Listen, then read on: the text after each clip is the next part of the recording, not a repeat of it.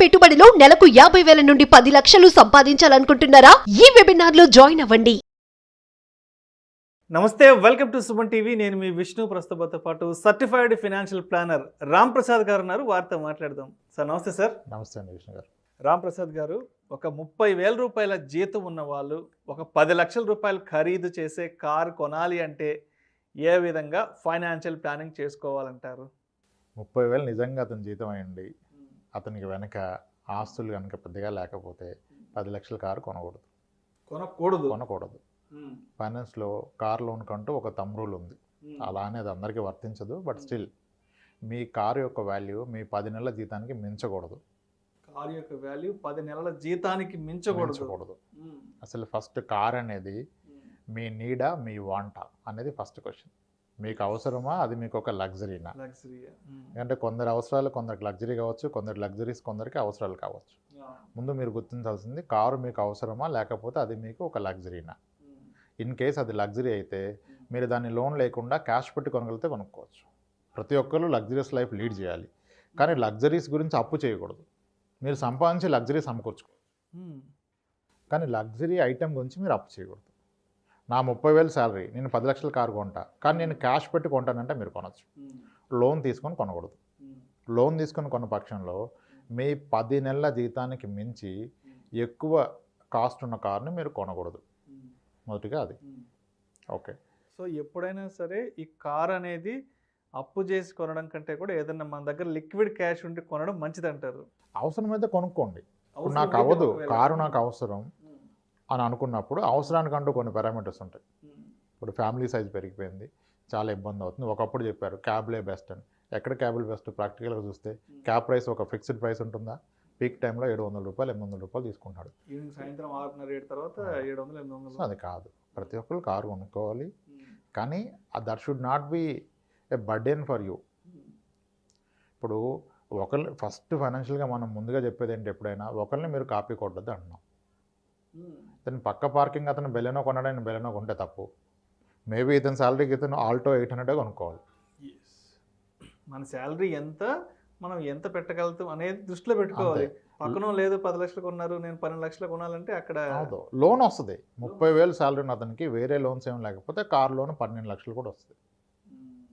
7 years పెడితే 7 years 12 కాకపోయినా at least ఒక 9 లక్షలు వస్తుంది. 7 ఇయర్స్ పెడితే దాని ఈఎంఐ ఒక 14,000 పడుతుంది. ఓకే, కానీ ఎలా అవుతుంది? అలా కాదు కదా, దానివల్ల ఆయన ఎన్ని కోల్పోతాడు. సో కార్ లోన్ పరంగా నేను అనుకోవటం అయితే 10 నెలల జీతానికి మించిన కారు కొనకూడదు. అది కూడా ఎప్పుడు, అది మీ అవసరం అయితే.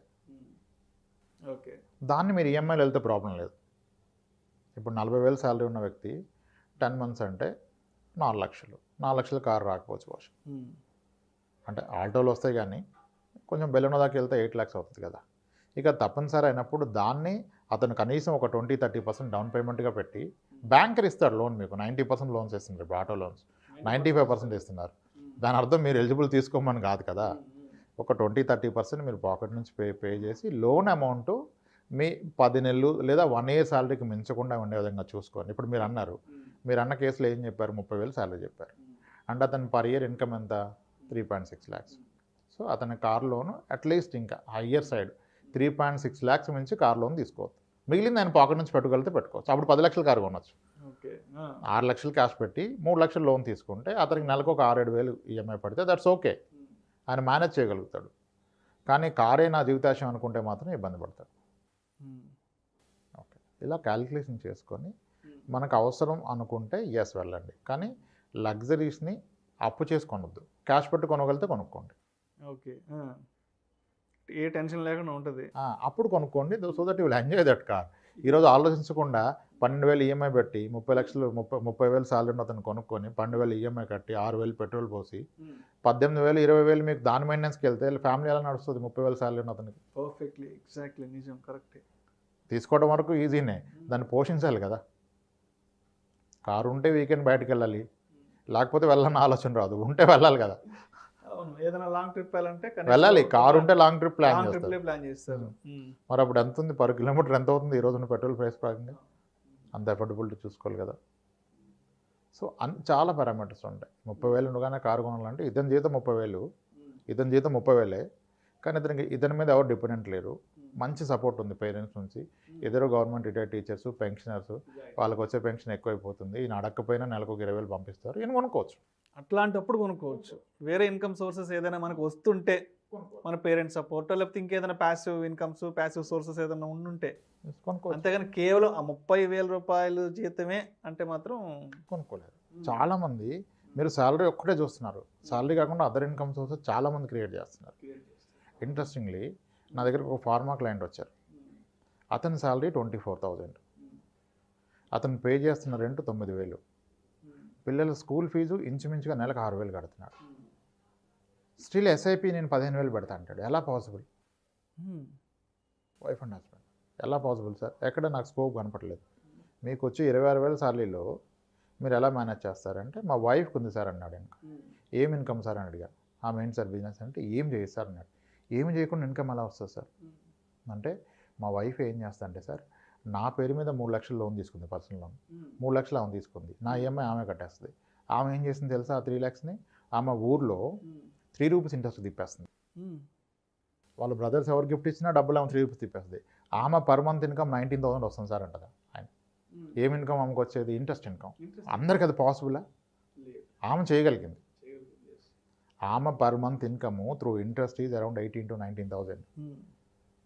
ఓకే, ఇతను యాక్టివ్గా పనిచేస్తే వచ్చేదంతా ఆమె ఏం పని చేయకుండా సంపాదిస్తుంది. ఆ స్కిల్ అందరికీ ఉండదు, అన్ని కేసులు అది వర్కౌట్ అవ్వదు. చాలామంది లోయర్ అంటే శాలరీ తక్కువలో ఉండి కూడా పర్సనల్ లోన్ తీసుకొని దాని ఇంట్రెస్ట్ తిప్పేవాళ్ళు ఉన్నారు. అది కరెక్ట్ అని మనం చెప్పట్లేదు, అందరికీ వర్కౌట్ అని చెప్పట్లేదు. వర్కౌట్ అయిన వాళ్ళకి అది ఒక సెకండరీ ఇన్కమ్. ప్రాబ్లం అప్పుడు వాళ్ళు కొనొచ్చు కదా కారు బర్డెనే కాదు కదా ఆయనకి. ఓకే, అది శాలరీ ఇన్కమ్ అన్న ఆగుతుంది కానీ అది కరెక్ట్గా మేనేజ్ చేస్తాం, అందరికీ వర్కౌట్ అని చెప్పట్లేదు. అది చేయి, దే ఆర్ సక్సెస్ఫుల్. అందరి విషయాల్లో కూడా అవుతుంది. ఇప్పుడు వాళ్ళు గత 6-7 yearsగా ఆ కాన్సెప్ట్ వర్కౌట్ అవుతుంది. చాలా ప్లాన్గా అవును. అడిగాను ఇంత మనీ మీరు ఒకరికి ఇచ్చారంటే లేదు సార్, ఎవరికి 1,00,000 రూపాయలకు మించి ఇవ్వను నేను, అందుకే నేను 2-3 monthsకి ఒకసారి వెళ్తాను ఊరు, చాలామందికి ఇచ్చాను, ఒక్కరికి ఇవ్వను ఎక్కువ అమౌంట్, మళ్ళీ రాకపోతే ఎలా సార్? సో అప్పుడు అలా చేస్తారు. So it depends. Straight answer అయితే కాదు, బట్ స్ట్రైట్గా ఒక థంబ్ రూల్ చెప్పండి సార్ అంటే మీ కార్ వాల్యూ మీ 10 months ఆర్ మ్యాక్స్ 1 year శాలరీకి మించి ఉండకూడదు. ఇన్ కేస్ మీరు లోన్ ద్వారా కొంటే. లేదు సంభవం నా దగ్గర క్యాష్ ఉంది నేను కొనగలనంటే ఎస్ మీరు కొనుక్కోండి, నో అబ్జెక్షన్.